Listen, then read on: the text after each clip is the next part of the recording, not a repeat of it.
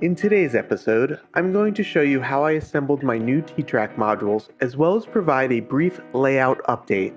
Welcome to Humanity Junction, where the city intersects with humans. I've purchased all of my T-Trak modules from CMR Products. They sell T-Trak modules as well as design and manufacture other laser-cut products, including custom benchwork. I have had a very good experience working with them to make a small modification to one of my modules. You can build T-Trak modules from scratch, but due to living in an apartment and not having access to a shop, buying these pre-cut kits is a simple, cost-effective solution for me.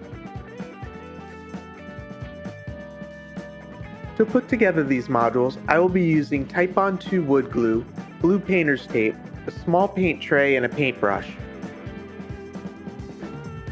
While using tape to hold together the seams was much simpler than clamps, I prefer clamps as I can get better alignment of the corners. For this build, I am just using tape to experience both methods. I've really been enjoying my current T-Trak module build, so I purchased an additional 3 modules.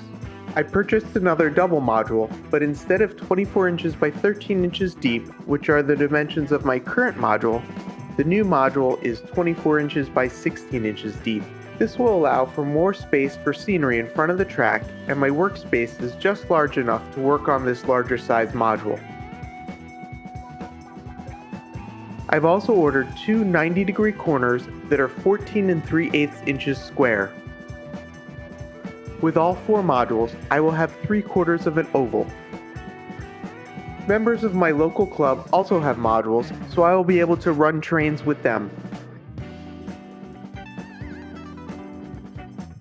In the corners, I am installing the pieces of wood that will hold the adjustable feet.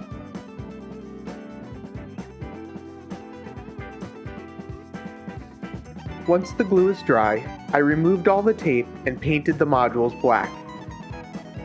I am using a thick acrylic paint for the base coat. It is recommended to use sanding sealer before painting, but I do not have any, so I'm planning to eventually add a second coat of paint. For the double module, I'm going to create a circus and carnival scene. I'm not sure exactly what I'm going to do with the corner modules, but they will somehow connect the small town of my first module to the circus and carnival of my next module. I will be hand sanding the modules, starting at 80 grit and working my way up to 180 grit. Since the modules will be covered with scenery, I'm just doing a quick sanding.